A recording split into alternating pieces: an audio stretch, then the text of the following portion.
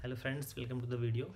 आज की वीडियो में हम स्टॉक मार्केट के अंदर जो आपका इक्विटी सेगमेंट होता है उसमें इनकम टैक्स को डिस्कस करने वाले हैं। और डिस्कस करने से पहले मैं एक चीज़ बोलना चाहूँगा कि हम सब में से जो मैक्सिमम लोग टैक्स को समझते हैं उनको ये लगता है कि शॉर्ट टर्म कैपिटल गेंस में हमें फ्लैट 15% के अकॉर्डिंग इनकम टैक्स देना होता है गेंस के ऊपर। इसी तरह से लॉन्ग टर्म कैपिटल गेंस पे 1 लाख की इनकम के ऊपर 10% के अकॉर्डिंग हमारा टैक्स जाता है। और जो डिविडेंड इनकम होती है उस पर टैक्स स्लैब के अकॉर्डिंग टैक्स आपको गवर्नमेंट को देना होता है। लेकिन मैं आपको ये बोलना चाहूँगा कि ये कंप्लीट इन्फॉर्मेशन नहीं है। तो जो आपका ये टैक्स अमाउंट बनता है इसके ऊपर आपको सेस देना ही होता है। तो सेस का एक छोटा सा अमाउंट होता है 4% on top of what ever आपका जो टैक्स अमाउंट टैक्स लायबिलिटी बनी है। इसके अलावा एक और कंपोनेंट होता है टैक्स का जो कि होता है सरचार्ज। तो बेसिकली आपका टैक्स, उसके ऊपर सरचार्ज और उसके ऊपर सेस, ये तीनों चीज़ें अप्लाई होती हैं। और ये मल्टीप्लिकेशन में अप्लाई होती हैं, ना कि एडिशन। तो इस वजह से क्या होता है इन रिस्पेक्टिव टर्म्स और इफ़ेक्टिव अगर टैक्स रेट देखेंगे आप तो कहीं ना कहीं 15 की जगह ये काफ़ी ज़्यादा हो जाता है short term capital gains tax को अगर कंसिडर करें। इसी तरह बाकी स्लैब्स भी ये काफ़ी ज़्यादा इंक्रीज़ हो जाते हैं। तो इस वीडियो के अंदर हम प्रॉपर कैलकुलेशन करेंगे और एक्सेल के थ्रू देखेंगे कि डिफरेंट डिफरेंट हेड्स के अंदर, different different type of income के अंदर आपका जो इफेक्टिव टैक्स रेट है वो कितना निकल के आता है। तो बेसिकली ये एक ऐसा डिफरेंस है जो कि थ्योरी और प्रैक्टिकलिटी के अंदर होता है। तो आप गवर्नमेंट की किसी भी वेबसाइट या किसी भी आप न्यूज़ चैनल पर भी जाएंगे तो ज़्यादातर वहाँ पर यही दिखा रखा होता है कि जो आपका टैक्स है वो सिर्फ 15% या 10% या टैक्स स्लैब के अकॉर्डिंग है। कोई भी सेस या सरचार्ज की बात करता ही नहीं है। यहाँ तक कि मैं आपको एक बात और बता दूँ कि इनकम टैक्स की जो 112A और 112B जो एक्ट है जिसमें शॉर्ट टर्म कैपिटल गेंस और लॉन्ग टर्म कैपिटल गेंस को प्रॉपरली समझा रखा है कि कौन सा गेन कौन सी कैटेगरी में आएगा, और उनके एग्जांपल दे रखे हैं विद कैलकुलेशन। वहाँ पर भी सिर्फ एक ब्रैकेट में लिख दिया गया है कि surcharge and cess will be applicable, और कैलकुलेशन में भी इस वैल्यू को नहीं लिया गया है। लेकिन जब आप एक्चुअली में गेंस करेंगे स्टॉक मार्केट से और साल के एंड में जब आप रिटर्न भरेंगे तो वहाँ पर सिचुएशन बिल्कुल ही डिफरेंट निकल के आएगी। वो सब चार्जेस आएंगे और आप ज़्यादातर केसेस में हम टूल में डेटा डालते हैं और डेटा डालने के बाद जो टैक्स लायबिलिटी निकल के आती है वो हम पे कर देते हैं विदाउट रियलाइजिंग कि जो टोटल टैक्स बना है इन परसेंटेज टर्म्स वो किस तरह से लगा है, क्योंकि वो कभी भी 10% 15% या टैक्स स्लैब पे जो आपका स्लैब आता है वो नहीं होता है। तो कैलकुलेशन में चलने से पहले एक बार ब्रीफली मैं बता देता हूँ कि ये डिफरेंट टाइप ऑफ गेंस क्या होते हैं उनके लिए जिनको इसका आइडिया नहीं है। तो स्टॉक मार्केट के अंदर इक्विटी सेगमेंट में स्पेसिफिकली मैं बात कर रहा हूँ। तो दो तरह के गेन होते हैं। जो आपका पहला गेन होता है वो होता है कि आपने कोई स्टॉक परचेज़ किया सस्ते पे और उसको एक हायर वैल्यू पे आपने बेच दिया। मान लीजिए 100 का ख़रीदा और 200 बेच दिया। इसी तरह से म्यूचुअल फंड या फिर ETF की बात करें तो इसको कैपिटल गेन बोलते हैं। और कैपिटल गेन दो टाइप के होते हैं, एक होता है short term capital gain tax और दूसरा होता है long term capital gain tax. नाम से आप समझ गए होंगे। तो बेसिकली इसकी थ्रेशोल्ड लिमिट जो होती है टाइम की वो 1 ईयर होती है। तो 1 ईयर से पहले पहले अगर आपने उस कैपिटल एसेट को बेच दिया तो उसको short term capital gain tax बोला जाएगा, और उसके बाद बेचा तो लॉन्ग टर्म। तो इसका डिस्टिंक्शन इसलिए है क्योंकि जो टैक्स लायबिलिटी निकलती है दोनों के केसेस में वो डिफरेंट निकल के आती है। तो ये एक चीज़ है। और दूसरी जो आपकी इनकम होती है that is the dividend income.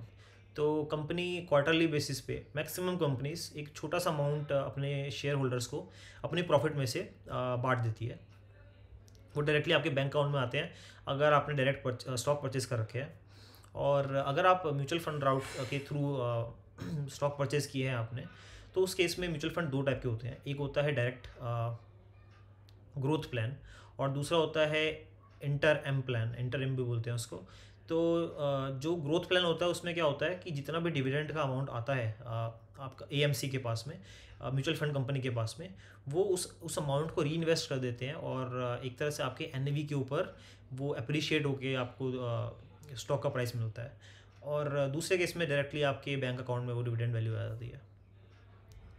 तो इस एक लास्ट चीज़ और मैं बोलना चाहूँगा इससे पहले कि हम कैलकुलेशन में चलें, कि इस टाइप का कंटेंट अगर आपको पसंद आता है हमारे चैनल पे, तो मैं आपसे रिक्वेस्ट करूँगा आप चैनल को सब्सक्राइब करें और वीडियो को भी लाइक करें। वीडियो को लाइक करने से क्या होता है कि यूट्यूब और भी लोगों को ये वीडियोस एज अ सजेशन देगा और इस तरह का इन्फॉर्मेटिव कंटेंट उन तक पहुँच पाएगा। तो अगर आपने लाइक प्रेस नहीं करा है, I would request you please press the like button. And चलिए कैलकुलेशन की तरफ चलते हैं। तो यहाँ पर आप मेरी स्क्रीन देख पा रहे होंगे। यहाँ पर मैंने बेसिकली इस शीट को 2 सेक्शन में डिवाइड करा हुआ है। पहला सेक्शन जो कि सरचार्ज से रिलेटेड है, यहाँ पर आप देख सकते हैं। तो यहाँ पर डिफरेंट टैक्स स्लैब है कि अगर आपकी टोटल इनकम 50 लाख तक है, 50 लाख से लेके 1 करोड़ तक है, इसी तरह से आप बाकी के स्लैब्स भी देख सकते हैं। तो जब आप ये इनकम इस लेवल में है और तो उस केस में सरचार्जेस कैसे कैसे एप्लीकेबल होंगे। तो यहाँ पर पहला जो सेक्शन है वो है LTCG। तो LTCG में आप देखेंगे अगर तो जो मैक्सिमम कैपिंग कर रखी है गवर्नमेंट ने on surcharges for long term capital gain tax, ये किसी भी तरह का है। सो बेसिकली अभी 2022 में जो गवर्नमेंट ने रिलीफ दी थी on long term capital gain tax in terms of surcharges, तो उन्होंने बोला किसी भी तरह का अगर आपका long term capital gain tax है, चाहे वो प्रॉपर्टी से हो या डेब्ट फंड से हो, किसी से भी है, तो वहाँ पर सरचार्ज की जो वैल्यू है उसको लिमिट कर दिया है 15%।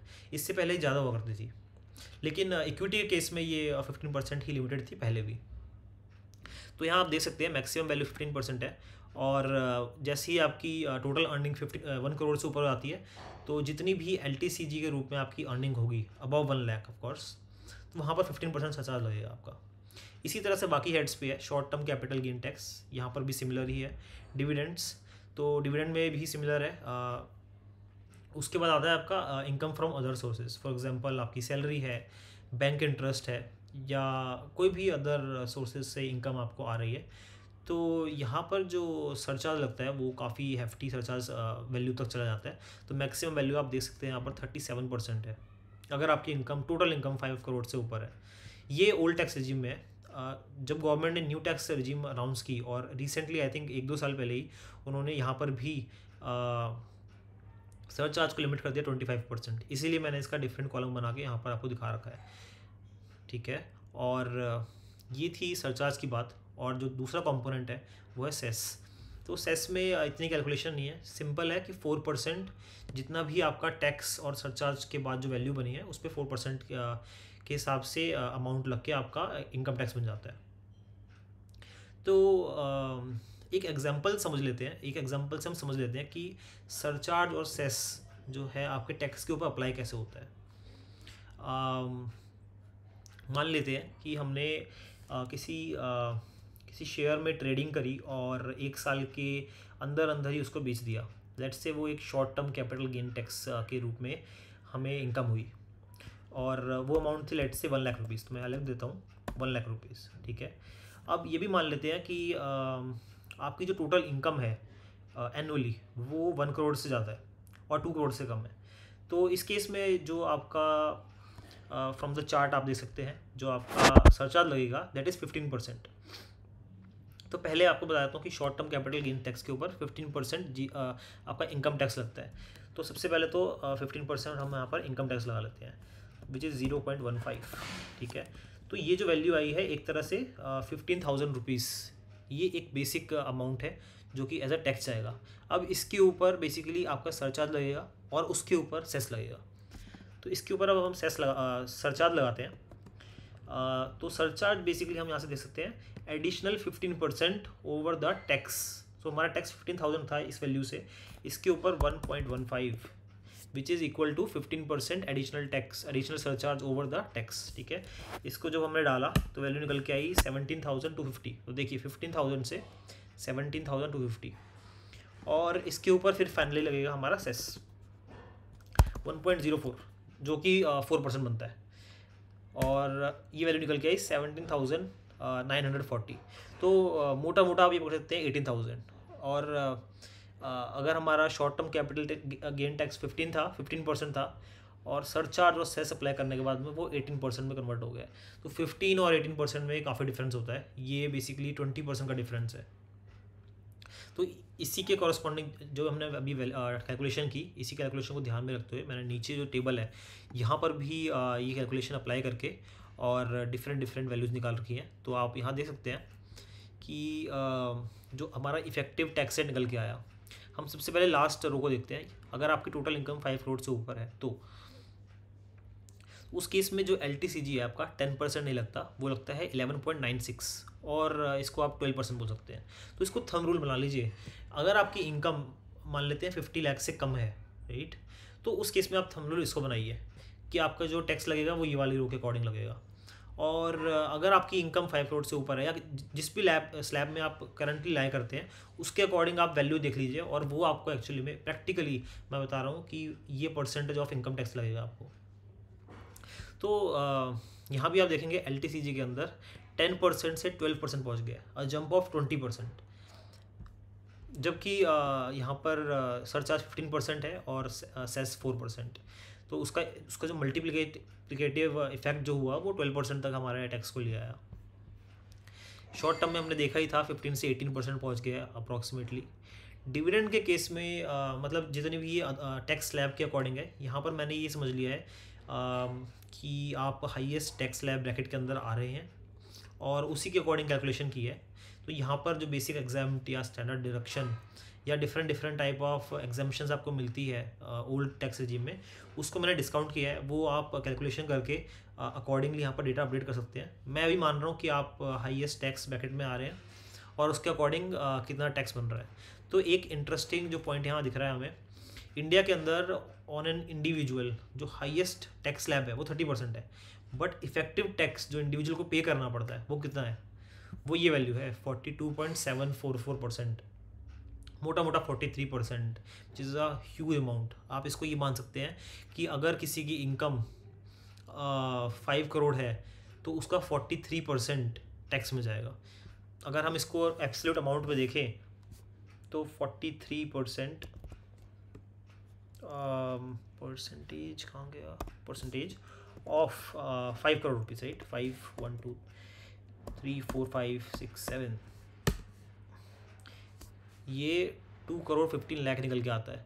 तो एक बहुत बड़ा चंक जो है आपकी इनकम का वो टैक्स में चला जाता है, अगर आप जैसे जैसे आप इनकम अपनी एनुअल इनकम को बढ़ाते जाते हैं। तो आज की वीडियो के लिए यही था। आगे किसी वीडियो में हम बात करेंगे कि इस टैक्स को ऑप्टिमाइज़ कैसे किया जाए लीगली आप टैक्स कैसे बचा सकते हैं और क्या स्टेप्स उसके लिए करने होंगे, उन सब चीज़ों के ऊपर डिस्कस करेंगे किसी और वीडियो में। आज के लिए इतना ही। आशा करता हूँ आपको वीडियो पसंद आई होगी। Take care, thank you.